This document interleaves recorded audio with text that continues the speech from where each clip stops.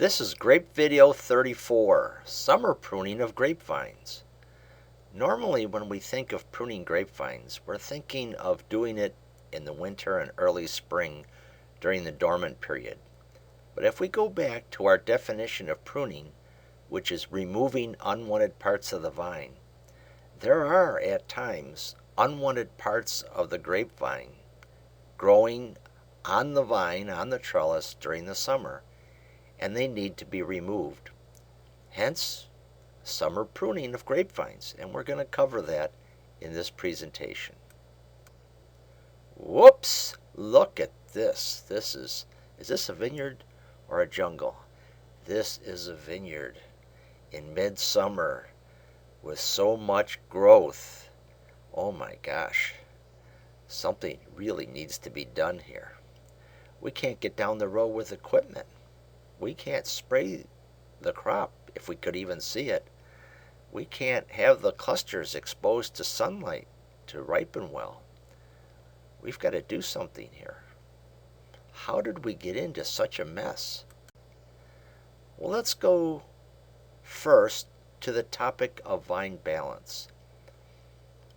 We like to think if we grow a vine properly, we will have a balance between the vegetative growth of the vine, shoots if you will, or vine canopy, and the crop. And we will get just the right amount of shoot growth and leaf area on the vine to balance the amount of crop that we have on the vine so that everything performs well. Well, that doesn't always happen, of course, and we just saw a picture of that. Sometimes we can get way too much vegetative growth. Of course, we can get too much crop too, but at the moment, let's talk about too much vegetative growth. This could happen for a variety of reasons. We could have had a crop failure in which there's very little crop. We could have had a crop failure from winter injury or a spring freeze, or maybe the nodes that we pruned to back in the fruit zone, the renewal zone, are not very fruitful because they've been shaded by all this vegetative growth. And year after year we have big vines with little crop. There could be a variety of reasons. It could be diseases and so on. There can often be many reasons for an imbalance in vines so that we get so much vegetative growth that we have to do something about it. Yeah, this is not acceptable. Not acceptable. Well, another concept that we have is called vine capacity, and that refers to the total performance of the vine. When we look at the vegetative growth and the crop on the vine, it's not a matter of the balance between the two when we talk vine capacity. No, it's more like this. It's the whole experience of the vine and its performance. The vegetative growth and the crop of the vine we refer to as vine capacity. Going back to this picture, we could ask the question, was there an imbalance here? Is there no crop on these vines so that the vine grew so much because of a poor crop and that allowed the vegetative growth to go wild like this? Or maybe there's a large crop on these vines and a lot of vegetative growth. Maybe the total capacity of these vines is just too much for the way they've been planted and where they've been planted and what's happened to them. Here's a picture I put in because I think in this case we can say that the vine capacity exceeds the space allotted for each vine. Why? Because we have an abundance and excess of vegetative growth, but as you can see near the end post here, there's also a huge amount of crop. It's not an either or situation. It's a lot of vegetative growth and a lot of crop, and we just have too much capacity for the space allotted. Now there's ways to correct this, and we're not going to go into that in this presentation. We're going to stick to summer pruning. But think of vine balance, think of vine capacity. Well, lots of things can affect vine balance and vine capacity. We've put some of them here, but we could probably come up with even more. Let me give an example of a situation that affects vine balance and vine capacity. We're going to look at a picture that shows how the fertility of the soil caused this grower to choose a particular vine training system to overcome the excess vine capacity in his vineyard. This is Mr. Scott Henry, who so creatively came up with the Scott Henry training system, as shown here. Why did he do this? It was out of desperation. Mr. Henry was so gracious that he hosted me on a Sunday afternoon back in 1994 to look at his vineyard. And he explained that he is on a river bottom plain. Some of his vineyards are no more than 100 yards from the Umpqua River, and the soils in his vineyards are rich alluvial soils, and the fertility of those soils resulted in very, very exuberant, large vines. Here's a picture of them. And one of the ways he overcame this difficulty was to invent the training system now named after him, the Scott Henry training system. The other thing he did is to show me that he goes in the summer and he adjusts the canopy here because it's so excessive. And between those two activities, he got his vineyards under control. So if we go back to this picture, we ask ourselves, is it vine capacity that is in excess because we planted the vines too close, or we planted on rich soil, or it rained for a month early in the growing season and all of a sudden things grew crazy before we set the crop? It could be lots of things. But in our vineyard management, at this point in time, those don't matter. What matters is that we take some action to adjust that canopy, that leaf area, through the task of summer pruning. Let's proceed. I first saw this wonderful, wonderful tool in the hands of Mr. Scott Henry back on that Sunday in 1994. This I've come to know as a Christmas tree pruning knife. It's 24 inches long. It has a 16-inch blade and an 8-inch handle. And it's very light. It's nothing like a machete or a heavy tool. It's relatively light, although after a few hours of use it seems to get heavier. But we've used this tool after my visit with Mr. Henry in 1994 for many years. Here's our technician Brian back in 2004 at one of our research stations. And look how nice that row on the right looks compared to the one on the left. You can't see it, but he's looking up and he's got a knife in his right hand and he's about to make a cut there. But this is summer pruning with a Christmas tree pruning knife. You can find those online at various supply stores for nursery and nursery crops and so on.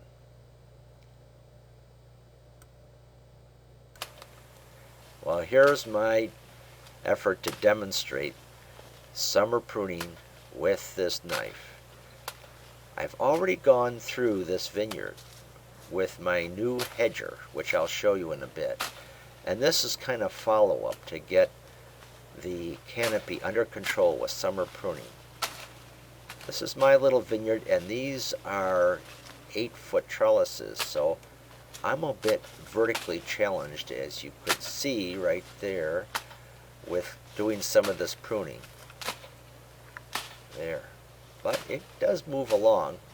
And I used to do all of this just with the knife until I was afforded the opportunity to use some equipment that we're going to show you. Before we move on, I put this picture in to say when you're doing summer pruning with a knife like this, there's a few considerations. I always like to wear gloves with it, always wear protective eyewear, and always be rested. Don't do this when you're fatigued, because this is a sharp tool and you could get hurt if you're not careful. I personally prefer the smooth blade of a knife like this. Others prefer a serrated edge. I like the smooth blade because I can sharpen it by myself with a sharpening stone, a great big sharpening stone that I use. Whereas if you have a serrated blade, it lasts longer, but when it's dull, it's hard to get those sharpened again by yourself. You might have to have it done professionally, but that's a matter of preference. So one way or another, keep this blade sharp. And if you do many hours of this, I won't have to tell you that. You'll want to have this blade so sharp that not much of a cut will go through a nice half-inch shoot and take it off pretty easily. Well, after hours of using the pruning knife, the summer pruning knife, we were inspired to get something more than that. And so, fortunately, we were able to acquire this wonderful collared summer pruning device. And this is its maiden day. I had just picked it up from the equipment dealer. This unit, as you see it here, has never touched a vine. And we were a bit crazy, I suppose, but we took this to a vineyard at one of our research stations up near Traverse City, and we proceeded to demonstrate this to a group of growers, and we had never been in the cab to operate this machine, so that was a bit gutsy. So you start down a row, and you can see this is an inverted U, and the blades, we're going to show you it in action in a little bit, but the blades are moving on both sides of the trellis and over the top. And as you go into the row, it's a bit challenging. There we go. You see the cut over the top and down the sides. Everything's going nicely. As you're going down the row, you don't see the other side of this device when the canopy gets thick. So you're going on faith where that is cutting. And to tell the truth, on this very first day, very first passes down the row, yes, I ran into wires, and I did cut wires and snag wires. So it was a major learning curve this day in front of a group of people. But the results looked nice. We were very pleased how it worked. It works extremely well, and it certainly felt like we were doing a job much easier than with the pruning knife. And here's our brief demo. This is long after we had been using this. Notice how we had widened out the side portion so that it was not as hazardous getting over the vines. Those rotating blades, boy, when they hit anything, it's gone. It's gone. This is on a foggy morning, and now this is in South Northwest Michigan, just to show you what that might be like. Then we're on a side hill and you have to adjust the position of this. We're putting over 8-foot trellises, so it's rather a challenge, but we did get used to doing this. There you go.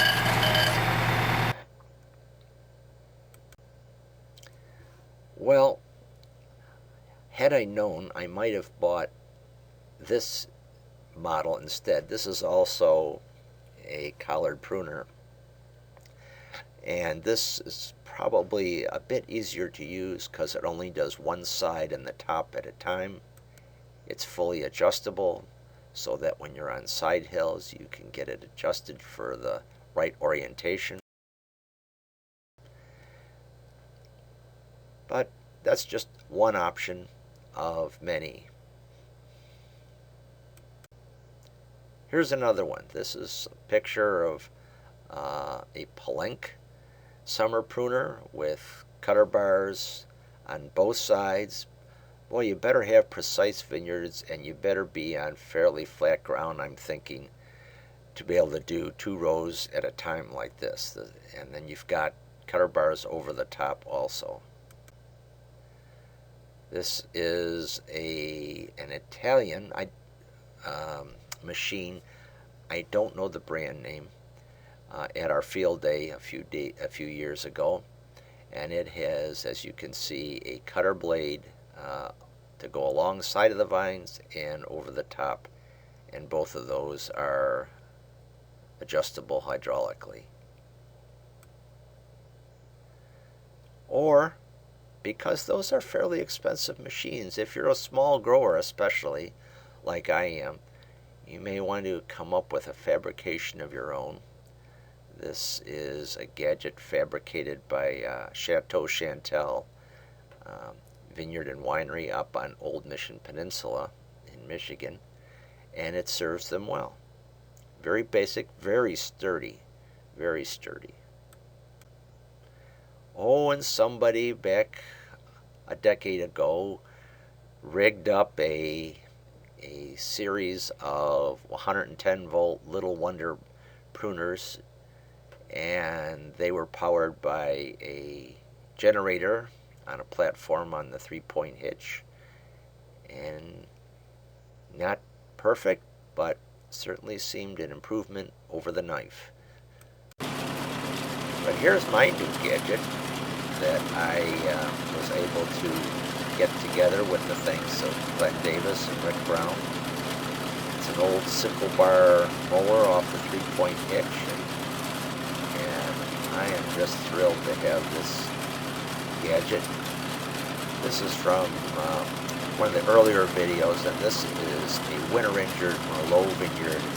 This is not normal summer pruning by any means. Just put this in here to demonstrate the equipment.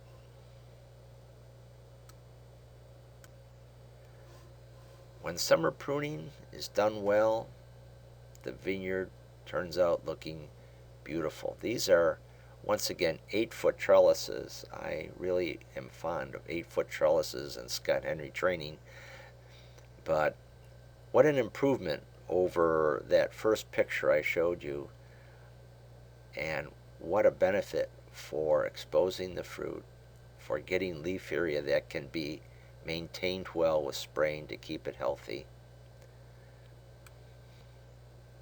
Here's another picture a little later with the leaves starting to senesce. This picture in an adjacent vineyard shows not only summer pruning, but leaf removal, another part of canopy management we'll talk about in another video.